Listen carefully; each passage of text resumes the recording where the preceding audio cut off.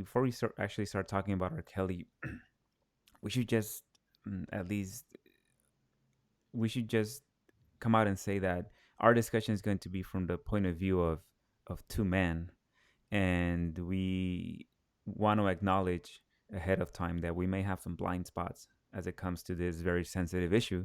So we apologize ahead of time if our perspective is purely a man's perspective. We're going to try to get as much as we can into the shoes of what it must be like to be a female in this situation.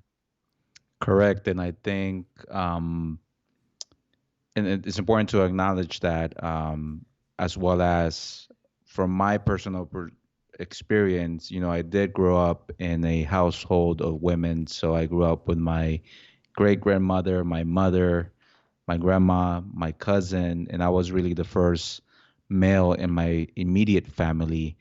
And all that said, as connected and as I feel as much as I can relate to the women experience and perspective, I think that yes, we're not females. At the same time, I think this conversation is important because it provides our perspective as two Latino men who are hearing about what's going on and who actually have a role to play in all of the conversations that are taking place currently around the Me Too movement, machismo, and the Latino community. So there's a lot of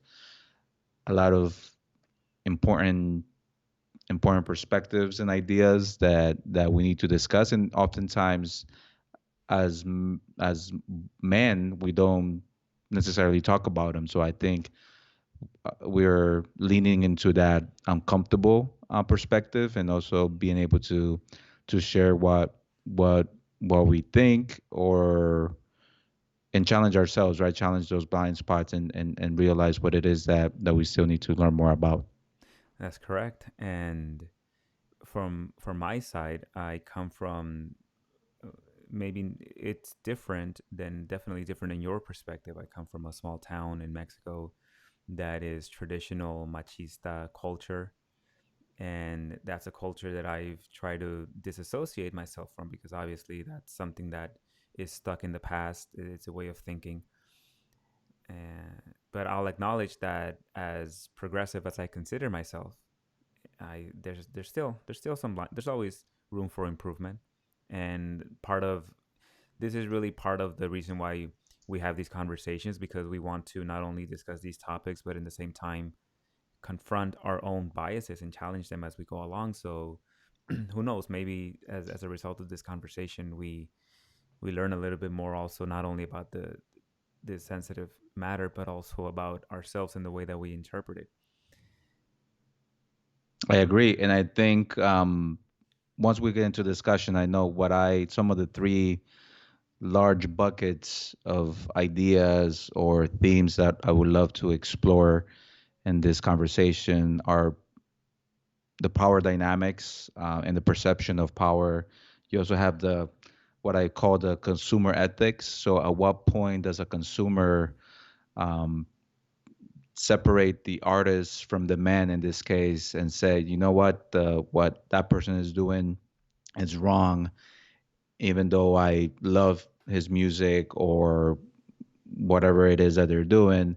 And then the other piece is, the cultural influence and how the culture is evolving, and part of that evolution is now the Me Too movement, but also understanding that so much of culture, not only Latino but also in American culture, it's this emphasis on younger women, on youth, and how all that plays into and perhaps how R. Kelly formed his um, his mentality, his approach. So I think those are at least three of the major themes that I would love to discuss today.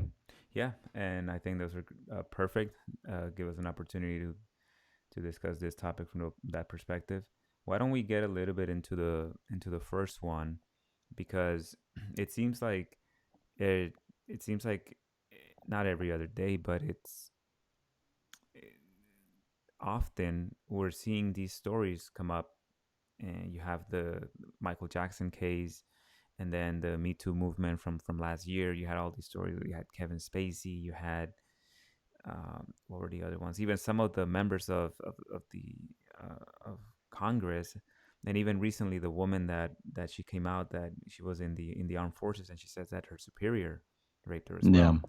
And R. Kelly is it's just the latest, and this is the one that it came up this week, and one of the reasons why I wanted to talk about it was also because of that interview that he gave.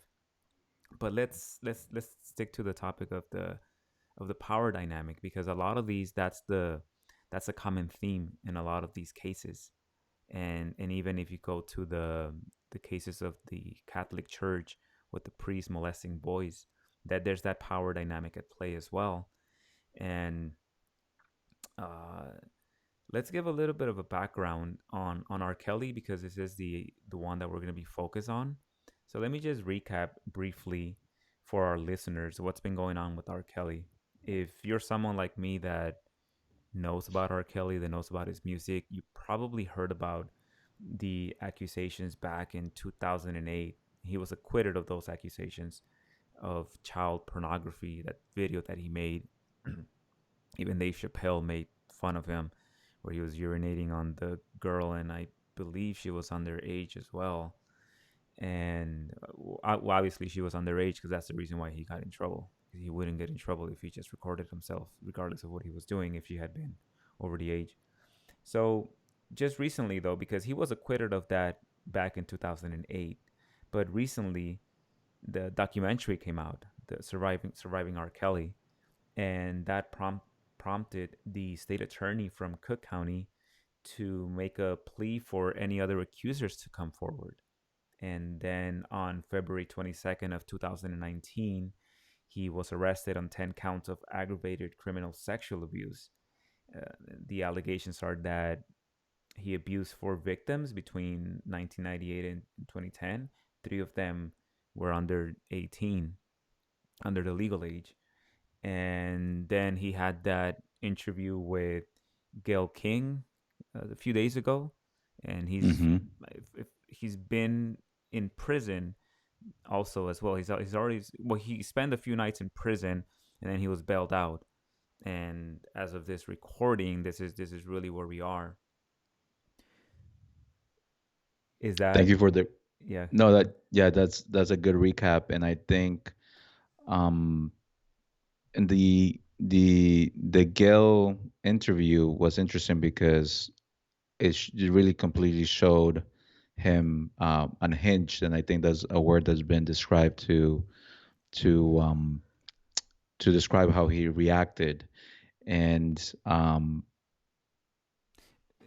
Speaking of that interview, I saw the part that where they're saying that he's unhinged. I wouldn't go that far.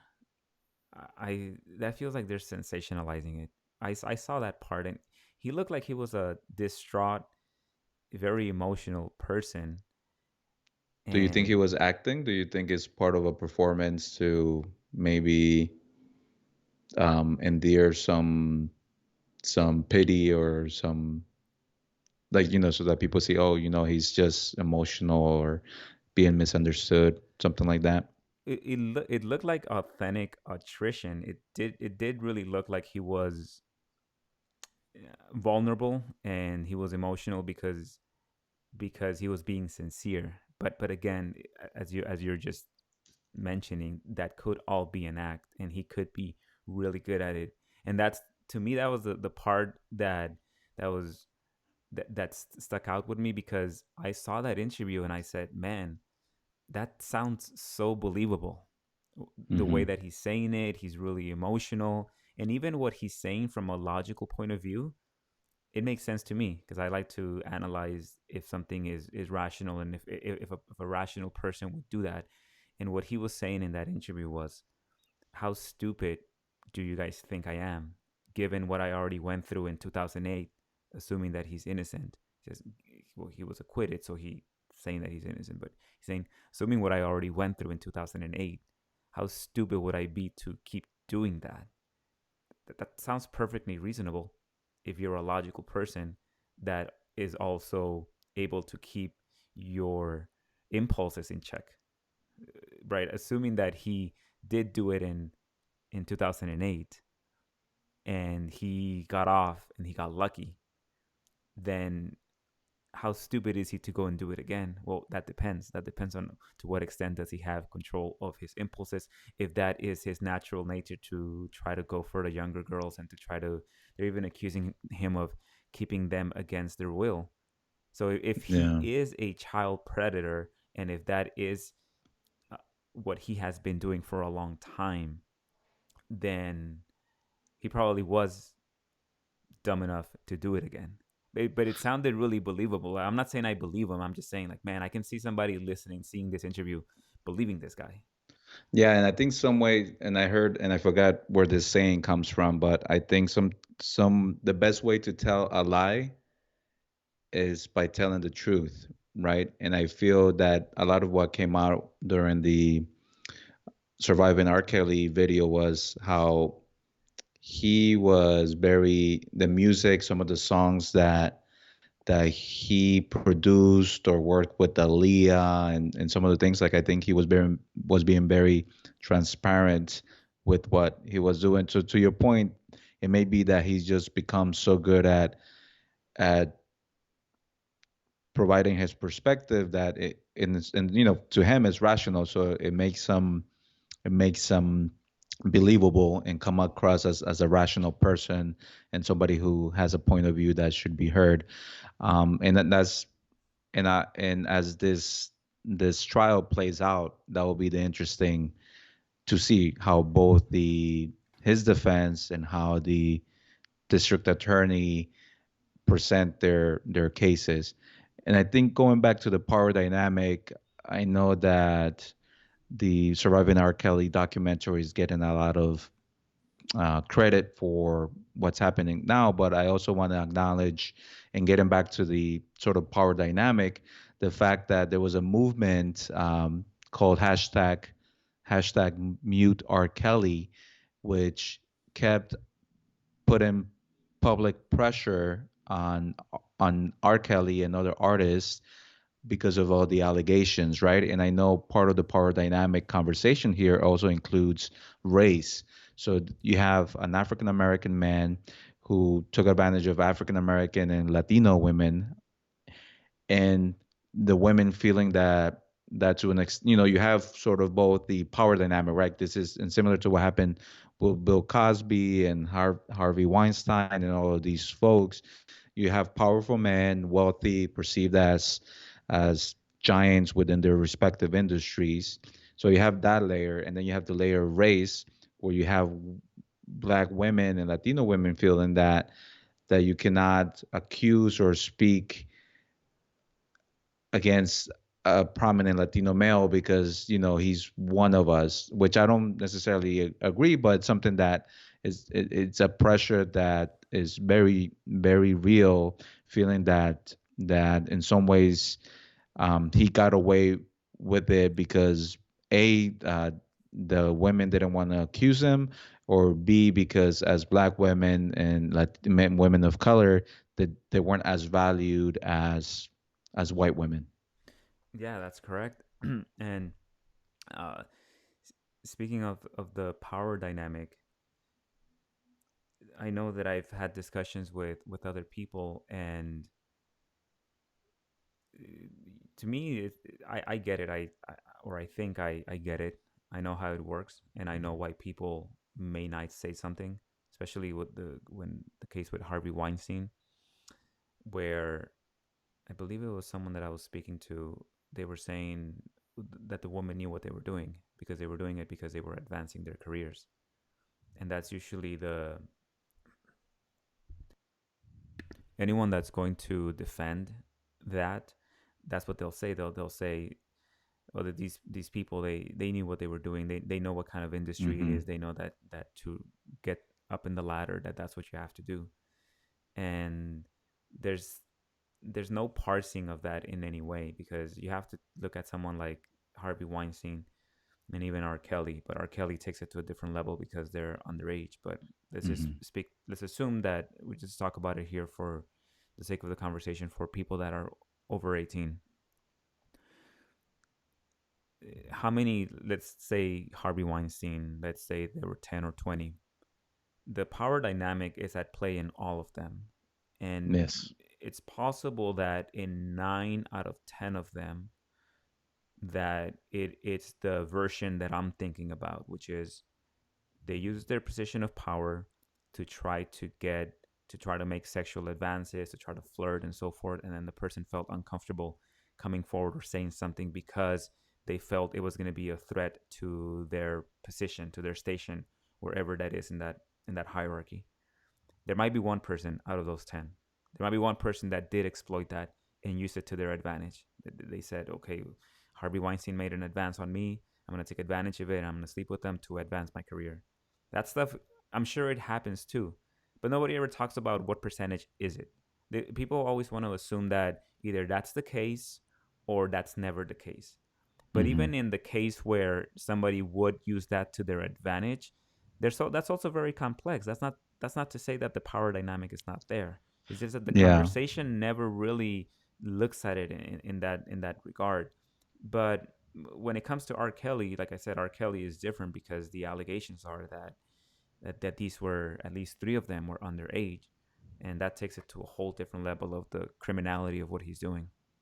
Correct. And the interesting thing to me is that in these instances, money and power sort of amplify the phenomenon. But actually, from personal experience working in Washington D.C., I saw that dynamic at play, um, with my peers, right? So both as a young person getting to Washington D.C. and feeling that either staffers who were maybe a couple of years older than me were using their titles, their knowledge to take advantage or to try to take advantage of the women in my cohort, right? Both as interns and fellows. And and it's interesting because that privilege, that power can be just maybe a little bit more experience, a little bit more of access, in that particular industry, and clearly, it did not work all the time, and part of it, and to your point, I think there's also the dynamic where, as part of, when you think of a potential mate, and this is sort of coming from a very traditional perspective, is like you want somebody who has money, somebody who can give you a better future, somebody who can provide for you, right? So a very traditional background of what to look for in a potential mate, and that's even in evolution, right? Like animals, for the most part, you want the alpha male because the alpha male will be able to provide for you and take care of you. Um, and that's not to say that the females are completely um, not able to deal with the bullshit, right? And I think to the point that you were making earlier, I think that some people made rational decisions to say, okay, um, he's a gatekeeper, and this is how I can deal with the situation. And some people may decide to, okay, I'll do what I need to do to advance my career, or some people may be, you know what, forget that. I'm gonna go my own separate way and try um, to advance my career without sacrificing my dignity. So I think that's part of what the problem is, that I think that people do use the patriarchy hierarchy to preserve their status and to advance their career. And like you said, it's something that happens in industry, and there's something that happens in the Catholic Church, and any type of system where there's this hierarchy of authority and power and respect, which is now, I think, being challenged in many fronts. Yeah, and that's part of the conversation that I haven't heard a lot of is exactly that, that this has been happening for a long time. If anything, people shouldn't be surprised by these things because people Hmm. like R. Kelly, all these Catholic priests, Louis C.K. All these guys Mm-hmm. come from a different generation. They grew up in what, the 70s, 60s, 70s, 80s. Maybe not 80s. That's maybe still some people from the 80s. But Yeah. this is the way that things always work. People in power always abuse their power, and they always used it to try to make sexual advances on the females or even the men. Sexual discrimination is rampant. The Yeah. only difference now is that they're not getting away with it anymore. Correct. And And part of it is because of social media, mhm, and there's just more awareness about it, right? So I think, and that's the, you also realize that there's power in bringing that to light, and also realizing that you're not the only person. But all that's to say is that not to to acknowledge that it takes incredible courage, right? And the reason that this is happening now is because there's been a lot of people um, who have a lot of women specifically who have come forward and name their accusers, and share their stories. And then, just thinking back last year with the Brett Kavanaugh hearings, right? And just thinking about how that was very visible, and there's hope that now things are different. But it just continues to take time, right? So now he was able to get into the Supreme Court, in a very controversial way. And so it seems like while things are changing, there's still an advantage towards those who are abusing their power. yeah, the power structure is not gonna let go and embrace change right away. And you saw with Brett Kavanaugh that the old boys club came to his defense, Yeah. and it's still effective, but I think its days are numbered. Just like all these other guys that are being exposed because of this. If anything, I'm well. First of all, let me say that he's everything here is an allegation against R. Kelly, and even though he's been arrested, he still needs to stand trial. Hmm. So he hasn't been convicted yet, and I still don't know. I'm looking at the evidence, and I'm listening to the stories of the survivors of R. Kelly, and I haven't seen all of them yet. I haven't seen that full documentary yet, but as part of my task, that's what I'm going to do before I cast judgment. So right now, I all I Hmm. all I can really do is analyze the hypotheticals, and assuming that he did do it, uh, I'm trying to analyze a person in his position. How likely is it that he did do those things, considering how many allegations there are? So there's the they've arrested him on 10 counts, and then there's the one from 2008. That means that if he did do it, there's like hundreds out there that aren't speaking, because Hmm. most of these guys, they can get away with it once or twice. They can probably even get away with it a few dozen times, because like you said earlier, people don't speak up for a number of reasons. This is bubbling up and that it's coming out. If he did do it, that means that there's a ton of other women out there that are not speaking, and a lot of it could be Stockholm syndrome, or it could be something else where people may, if there were other victims that aren't speaking up, a survival mechanism may have been to convince themselves that that's something they wanted to do, that they exploited R. Kelly, that they took advantage of it to rise in position. And I'm not saying all of them. I'm just saying in certain cases that might be what's going on too, because it is a defense mechanism. If you were taken advantage of, but at the same time you did get some benefit out of it, and you're trying to analyze what that was, part of it might the person's own defense mechanism might focus more on the fact that there was a reward for it, as opposed to the trauma of feeling like a victim, and that's just a defense mechanism. Yeah, but also it might be not wanting to relive that trauma, not wanting to jeopardize Yeah. their current situation, right? So let's say that they were a victim, and even if they got some sort of benefit, which I doubt.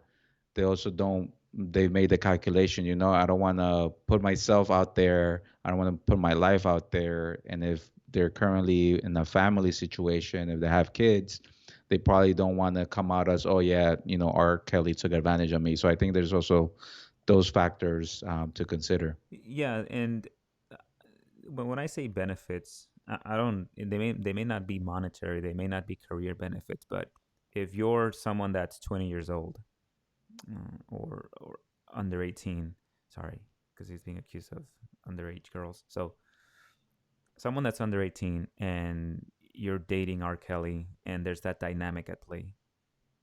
That 17-year-old, the benefits that 17-year-old might be getting is access to R. Kelly, access to his lifestyle, access to whatever it is that he's giving her to keep her around, assuming that he's not abusing or mistreating them all the time. Because I'm assuming that he's like a sugar daddy trying to, yeah, trying to bribe them, trying to buy them things. So there's that aspect of what they're getting, but there's also the dynamic that they are being abused. But Mhm. how a person internalizes that and how they try to rationalize it, and I'm not saying it's wrong or right. I'm just saying that they may come out on the side that says, I wasn't a victim, I took advantage of it, and I did it this way. Whereas others might be more willing to say, yeah, and recognize that they were taken advantage of. And again, I'm not saying that's all of them, and this isn't to defend anything here. I'm just saying that there's a lot of women out there, and if there's 10 that are coming forward, there's probably 100 or more that aren't. And if anything, R. Kelly, you gotta put yourself in the shoes of R. Kelly too. Look at how huge he was back in the 90s and the early 2000s, and you can imagine that he had a ton of people, and he had access to a lot of beautiful women and even younger ones that were excited to meet R. Kelly and so forth. Like, just think of that temptation that he would have had to do that. Mhm. And so earlier when I said that this has always happened with probably every single artist or the majority of them, that means that R. Kelly probably knows other artists that did the same thing. And if anything, he's probably pissed off that he's the one that's getting in trouble and not everybody else that he knows about. And again, this is assuming that he did do it. If I'm arguing for, if I'm taking that argument. Yeah, but I think this gets to and I know you mentioned that there's still the legal proceeding that will have to take place, but I think we're also talking about the court of public opinion, and I think this gets me to the other topic that I wanted to bring up, sort of the role of the consumer, both in this case, both as a consumer of the music and someone who's any gender, and then also as a male, right? So, what's my responsibility as a male as I think about this behavior and how I behave as a consumer, and also just in general as I deal with these power dynamics myself. And I think what's fascinating to me is you're right. Like the reason my context for R. Kelly was coming from Colombia in the mid 90s and hearing his music, and actually he did I believe in early 2000s he did a reggaeton song or a couple of reggaeton songs with Wisin and Yandel and things like that. So he was an artist that was crossing over, and that was my perception. I didn't even know all of the sort of behind the scenes music production, songwriting that he did that sort of kind of elevated his cachet within the industry. But then for me, it's fascinating because I do remember a few years ago hearing from people about, why are you playing R. Kelly songs? And I think this was probably right after the 2008 allegations. And and I remember thinking, well, this is his music and I like his music, and that's different from his personal behavior or politics, similar to how back in the day politicians also got away with, and I'm thinking of uh, John Kennedy.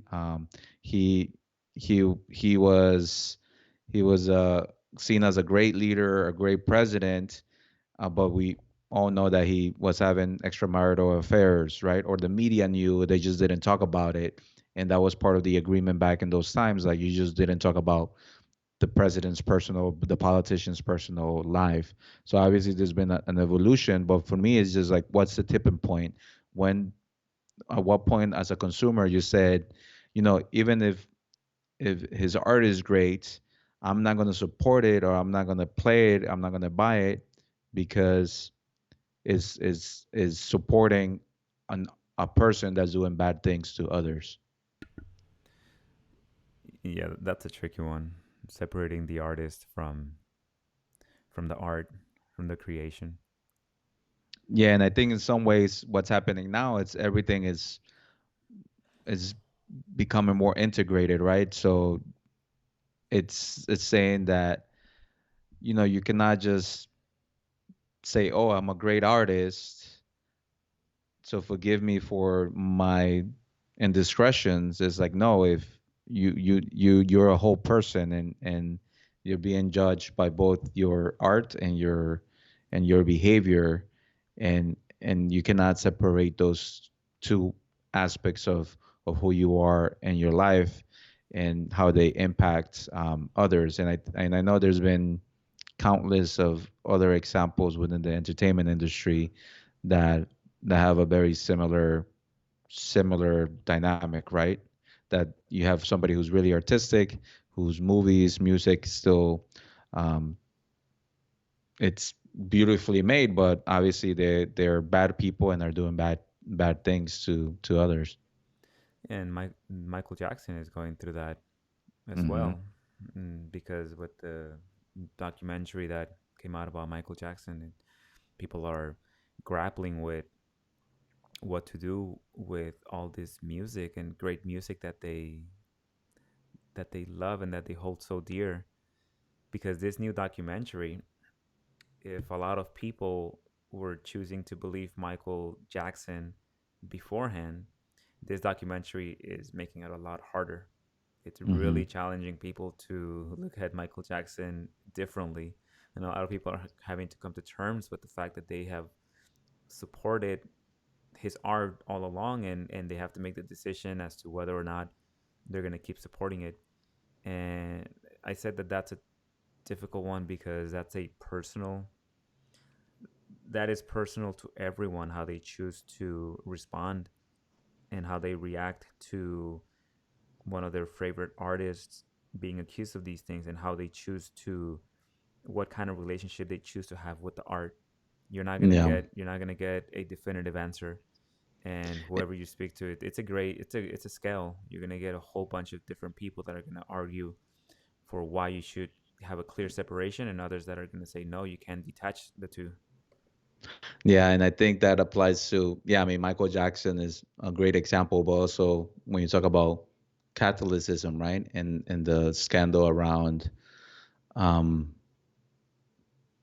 pedophilia and all those things, real, can you separate the church, the faith, from the bad actions of priests and the bishops that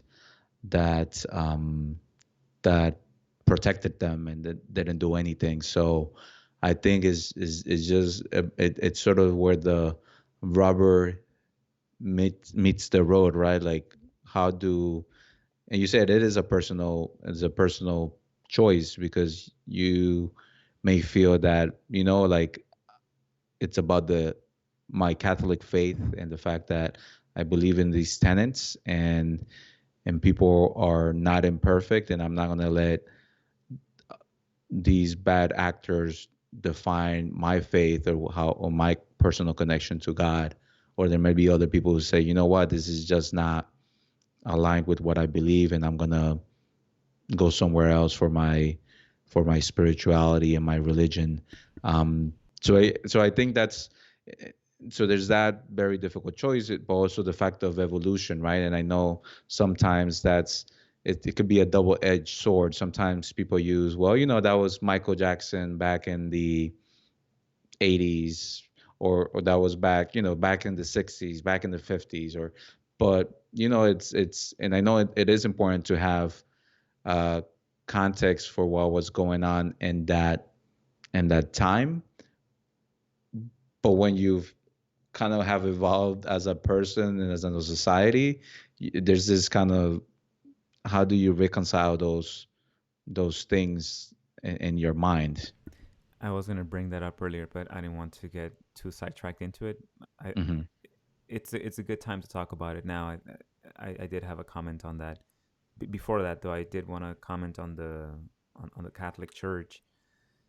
At least the way I see it, it seems like it's easy to separate the church from the faith, and the church as it's incorporated as a corporation, and it has a specific structure and a hierarchy of bishops and priests and so forth, all the Hmm. way up to the Pope, because those guys have been protecting each other for a long time, and Hmm. they are perpetuating that system.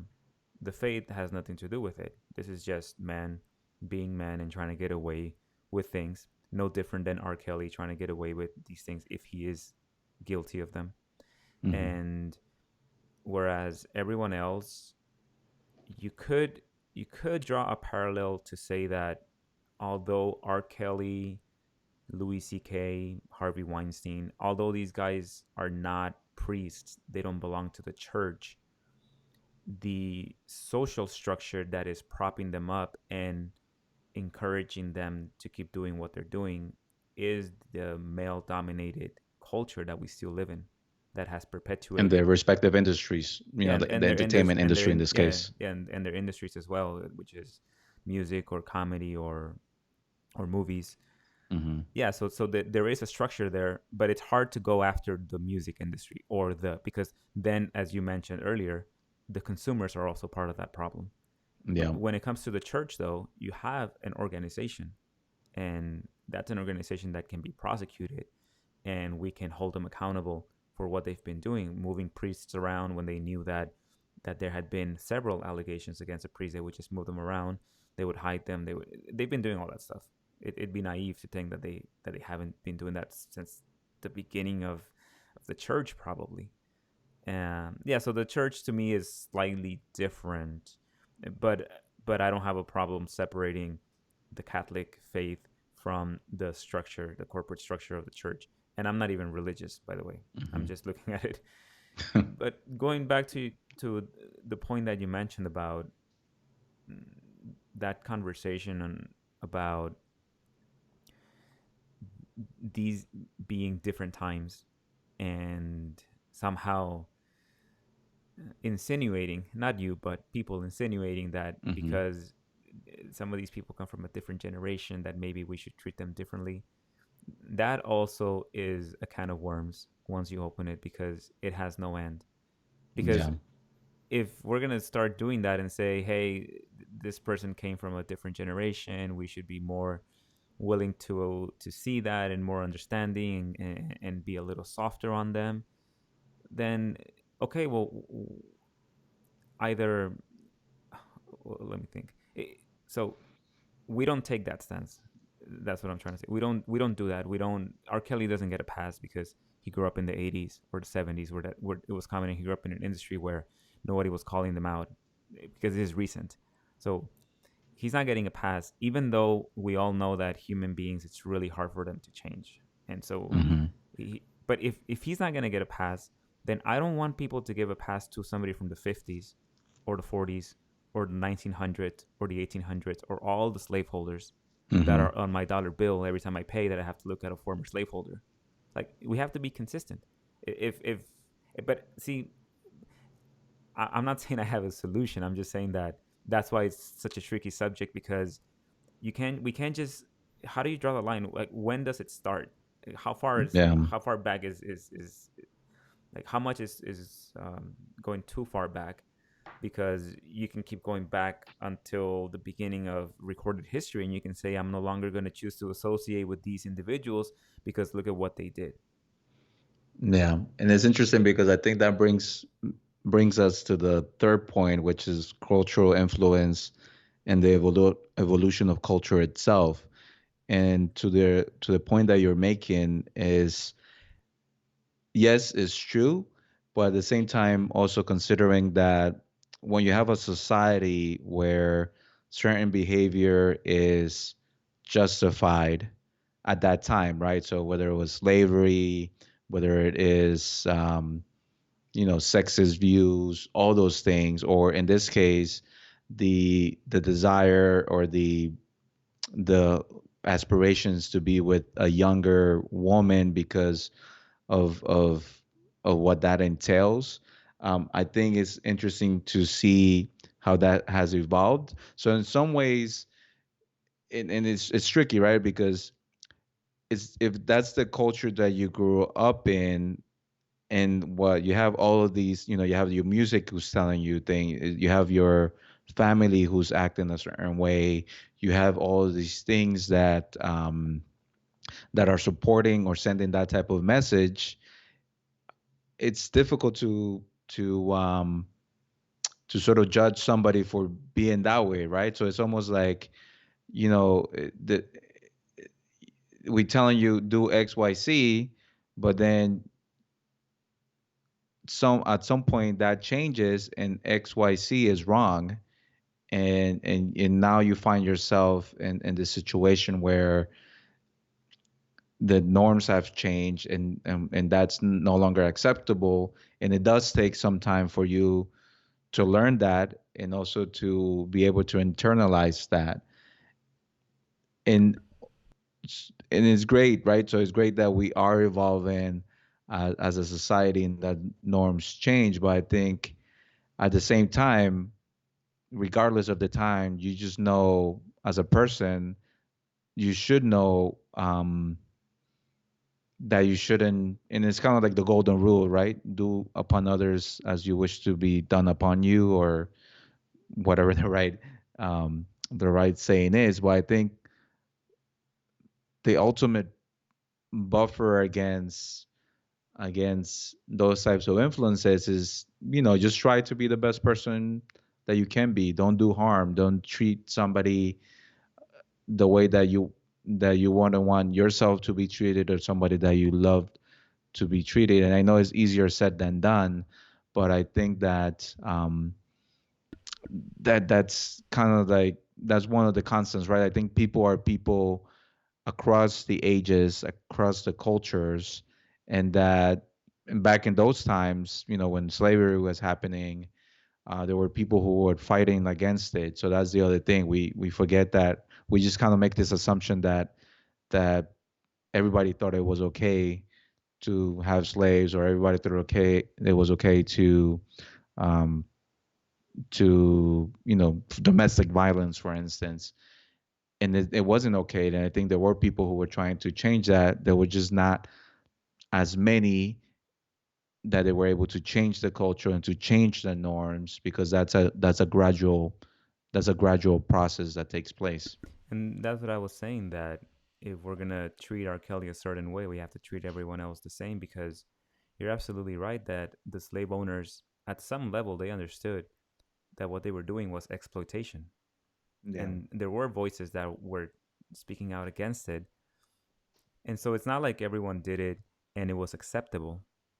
Some at some level, the whole society understood that it wasn't, but people exploited that. And you mentioned earlier, you mentioned norms, because it really is about the norms. Because think about something like what R. Kelly's getting in trouble for.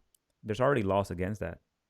You're not supposed to have sexual relationships with someone underage, and you're not Hmm. supposed to uh, do the things that he's been accused of doing, which is holding women against their will and being abusive.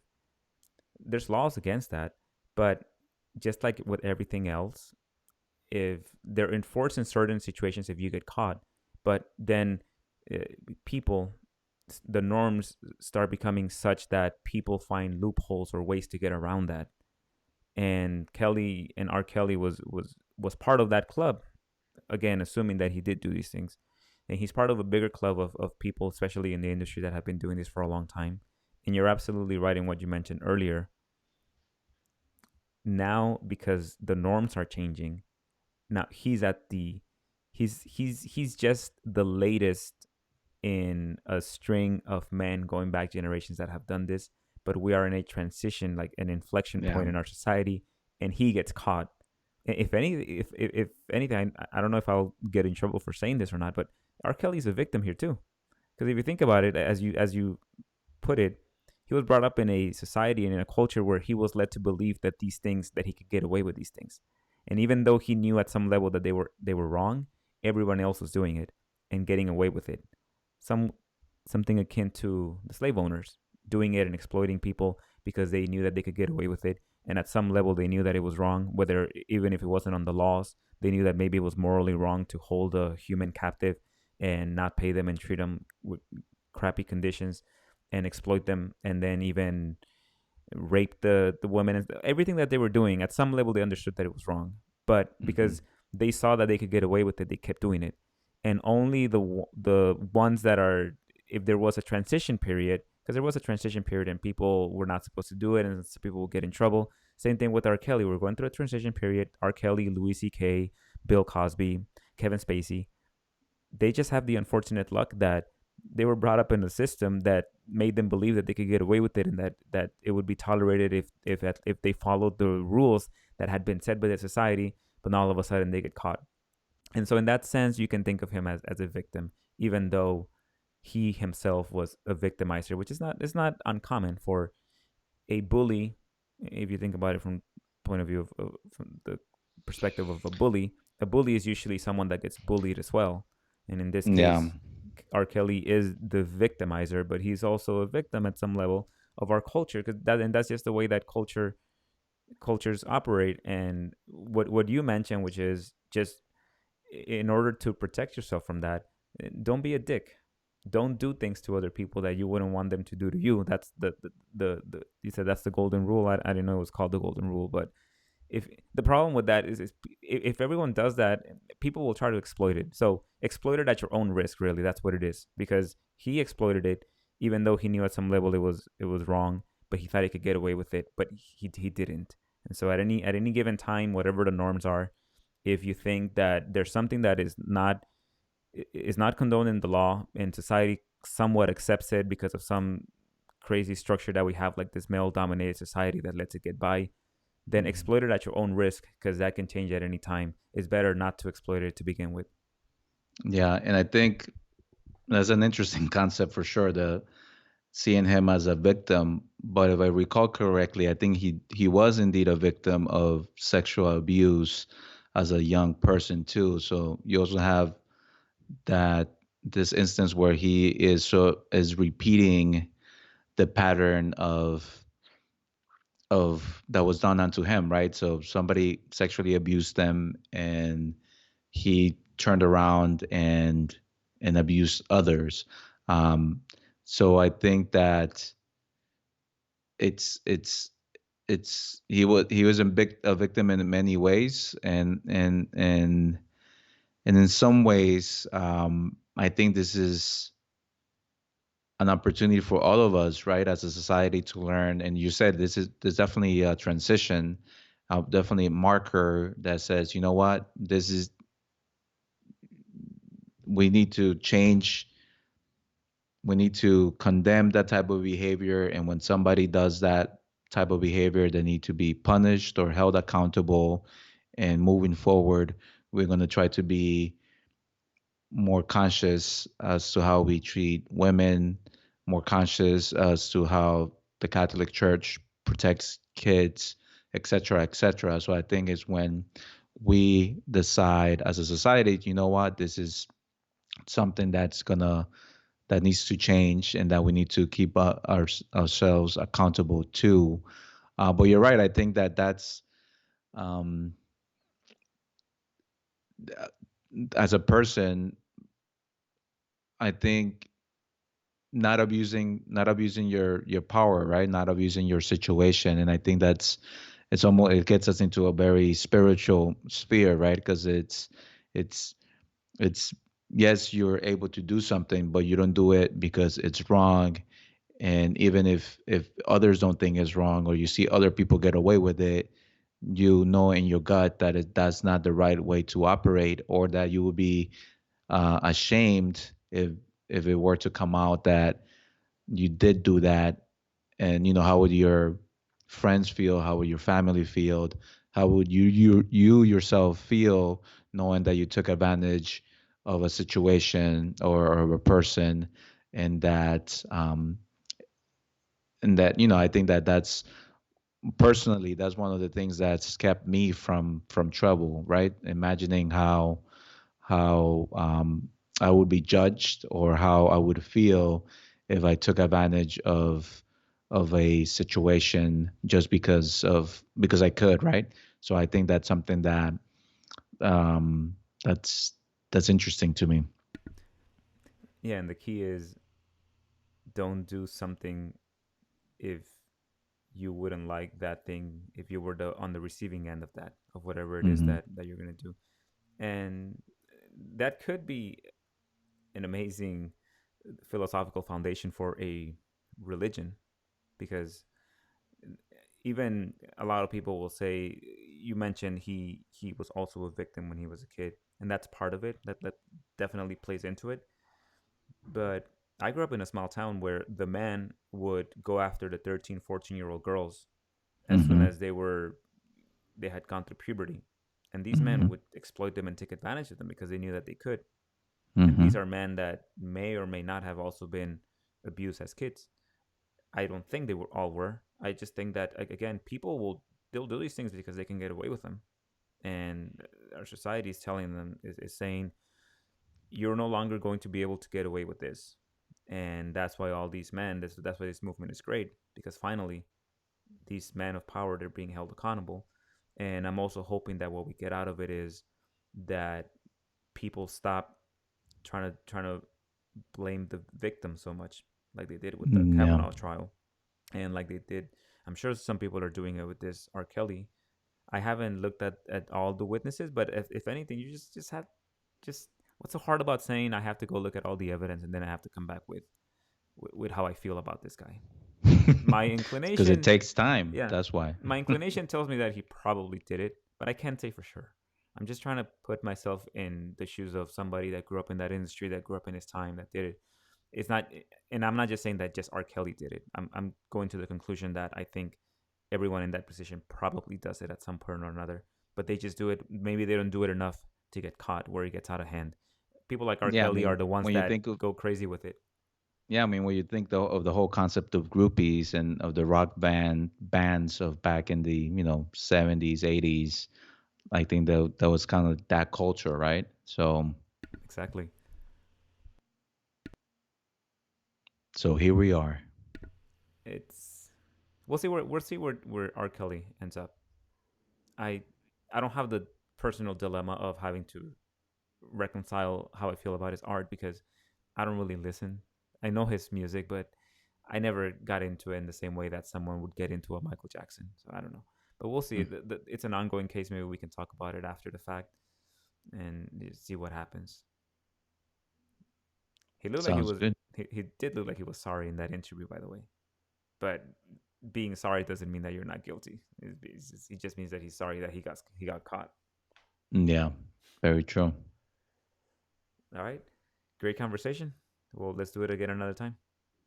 Well, thank you. Appreciate the opportunity to discuss this issue and everything else that we got to cover. And thank you for providing this space.